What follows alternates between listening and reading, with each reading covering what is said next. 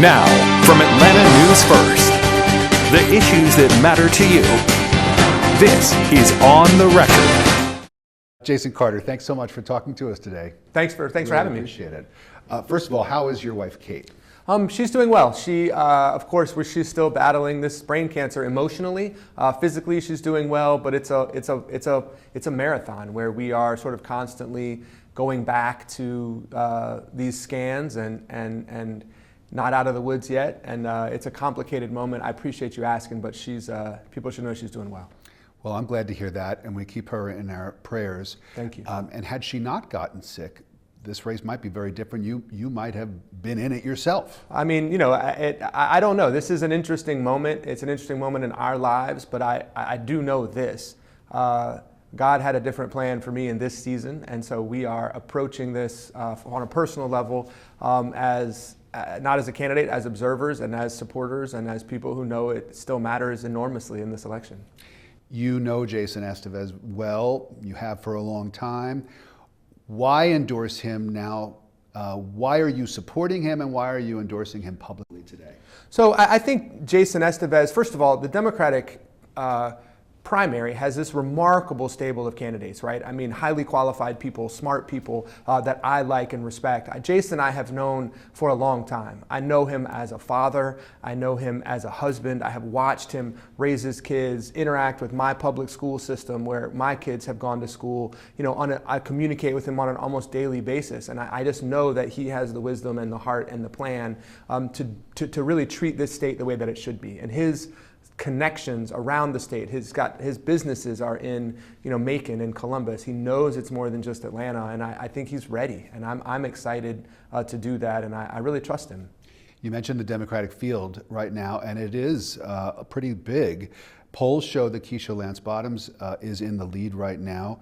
Why is Jason Esteves a better choice for Democratic voters than the former mayor of Atlanta? So I love Keisha Lance Bottoms. I think that her profile has been wonderful. I think, of course, she's well known to folks out there in Atlanta. I just think that Jason has a statewide reach. I think that Jason has a really good, deep connection. He's from Columbus, Georgia, and the kind of generational moment that I think that we're in, just to me, Jason's better suited for. And I think Keisha's great. I think Michael Thurman is great, but I think I think Rua is great. But I think we're in a moment right now where Jason is the type of leader that we need and can bring us together as Democrats, and then can bring us together as Georgians. And I think that's what we need. As someone who has run for governor of this state, we've talked about it a little bit. The party has changed. The political climate has changed since 2014 when you ran. What advice would you have or have you given to Jason Esteves? Lessons that you learned in 2014 that you think might help him this time around? Well, look, I ran, it's funny because it's only 12 years ago, but in a different political era. The difference in terms of money, the difference in how campaigns work, the difference in the way we talk about politics has just been transformed since 2014. But what I would say to Jason is stay true to yourself, because I know him, I know his heart, and if he stays true to that and stays that authentic person who's out there fighting for children to get a good education, cares deeply and is deeply involved in the healthcare system and knows we have to reduce those costs. He is a caregiver for his mom, right? And he knows how complicated it is to deal with issues that affect the elderly. I mean, if he can stay true to those issues on seniors, on healthcare, on public education, he's going to connect with people. And I think it's hard to do as a candidate, but I think he can do it. You mentioned, of course, his ties to other parts of the state outside of Metro Atlanta. But of course, the bulk of Democratic votes are going to come from here in the Metro. What advice would you have for Jason Esteves or for any Democrat as far as being able to win over some of the suburban and rural voters that will be needed to win in a general election without alienating or upsetting the Democratic base? Look, I think we're in a moment now where people in both parties, the base of these parties, wants to fight.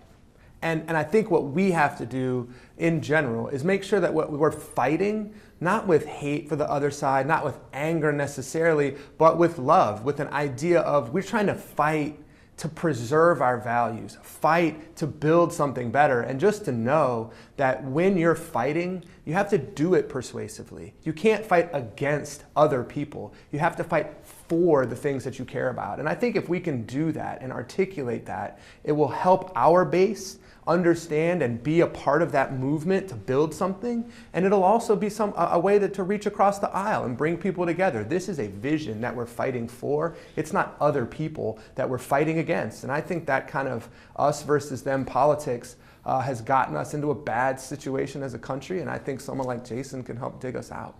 Give me a sort of an area where Jason Esteves could focus, where he might be able to get Republican support. We think about Governor Kemp, who is leaving office because of term limits. He, for example, raised the salaries for teachers in the state of Georgia, something that Democrats have been pushing for a long time, and that no doubt got him a lot of support from Democratic moderate voters. Is there an area that you think is sort of right there, right for the taking, that Jason Esteves can really go after sort of getting and earning the support of moderate Republican voters? Sure, I think there's two issues right off the bat, and he's perfectly positioned on both. First of all, he's been in the state Senate. He knows how to work across the aisle. He understands the issues that are out there. And when you get outside of Atlanta, the two major issues are education and healthcare. And Jason has been on the school board of a big school district, but he's also traveled the state talking about public education, understanding the issues in these school districts. That is something that brings people together. You can tell it from the state Senate and the way that he's worked there, but you can tell it around the state. People care about their schools. And right now we have a health crisis, especially in rural Georgia, a health care crisis. And Jason is enormously well positioned as an expert. His wife Ariel is deeply involved in that system. He understands it, and his ideas on that are ones that are going to bring people together. The Democratic Party in Georgia in general, I'm interested in your take on that. There's new leadership in your party. Charlie Bailey is the chair. The 2024 elections did not go as Democrats would have liked them to. Anything that you would like to see change for Democrats here in the state, other than winning elections? Anything that you'd like to see change as far as the way that the Democratic Party here is run? Look, I think when you look back at the 2024 election, you see a national moment that tilted towards President Trump. But you think Georgia, frankly, tilted less than a lot of other places. And I think we're in a position now in this state where candidates matter, right? In our last election, we elected a Republican governor, Democratic senator. So we are a place where we have a competitive dialogue, and we need to engage in that. I think, frankly, Charlie Bailey is great. I think he's done a good job of rebuilding the infrastructure of the party. But at the end of the day, what matters for us is that we have candidates that can connect.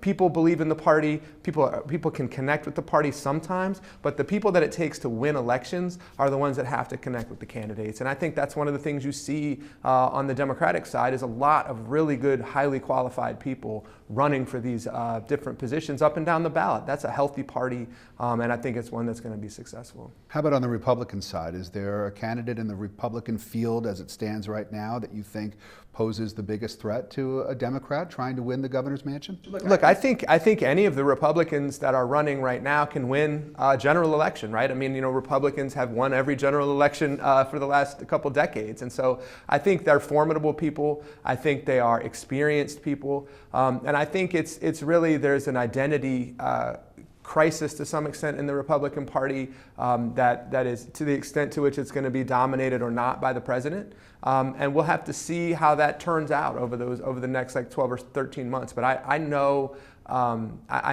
those guys, and I think all of them are formidable. You talk about the identity crisis in the Republican Party. How do you see that playing out? Because I think that there are a lot of people that are very curious to see, once President Trump is no longer in office, what the party looks like, what the candidates look like and sound like. What do you anticipate happening? I don't know, and I don't think my Republican friends know, right? I spend a lot of time talking to folks, and I think there's a lot of discomfort about what happens. President Trump has been such a powerful force in that party, right? A transformative force. in that party, that it is going to be a complicated moment afterwards. And you've got a lot of folks who have just hitched their wagon to Donald Trump, and we'll see where that goes, right? I mean, in some ways, he's the least popular president ever. In other ways, things change on a daily basis with respect to the president. So, it is a very volatile time in the Republican Party. And I think the key is just for us as Democrats, we need to stay focused on what it is we are building, what it is that we are looking forward to, and not just reacting on a daily basis to what the president does, because we've found that he's going to do different things every day, and that volatility is ultimately going to be something that we can't control. But what we can control is our stability, our fighting for that health care that people need, and especially in rural Georgia, for public education, for making sure that seniors get what they need. And if we stay focused on that, I think we'll be great. I want to finish up by asking you about your grandfather, whose life and legacy has been celebrated here in Georgia and around the world for a while now, and for good reason. My grandfather died years ago, but I can still hear his voice sometimes, and I feel like it guides me when I'm faced with a big decision. What do you hear when you hear your grandfather's voice, and I'm sure you do? What lesson did he impart on you that you return to over and over again now? I think I hear him a lot, right? I mean, I spent 49 years with my grandfather, and one of the great benefits of his long life is that I got to spend a long time with him, including the last 20 years or so, really working together on Carter Center issues and other things. But to me, it's just the ability to respect the person that you're with, and the person that you know is across the street or down across the aisle or down the road. And his understanding, and his faith belief that every person is created in the image of God, that you love your neighbor as yourself. He defined that neighbor so broadly as to include almost everyone. And the ability to love and respect people across differences, across geographic boundaries, across racial boundaries, across religious boundaries, it was something that drove him. And I think that that's one of the things that I focus on in my daily life, and just try to respect people. And I can hear him saying that, but I can also see him doing it, and that's the most powerful lesson that I carry.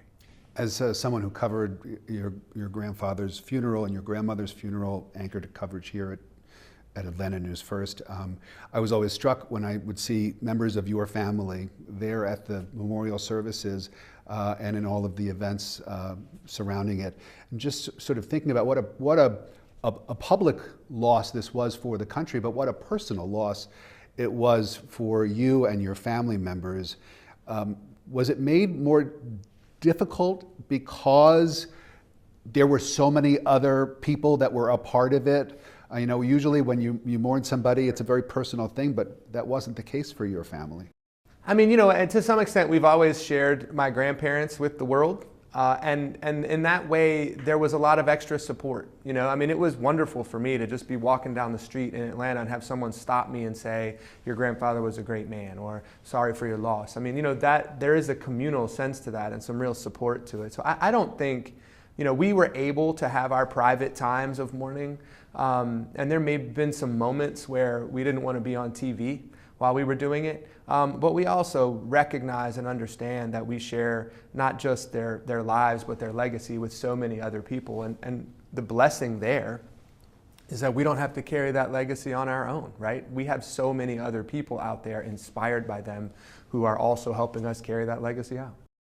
Well, thank you so much for talking to us today. I really appreciate it. Will we see you going out and campaigning and fundraising for Jason Esteves? As much as I can. I mean, we're in it to win it, so looking forward to it. Jason Carter, thank you so much. You too. Nice to meet you. You too.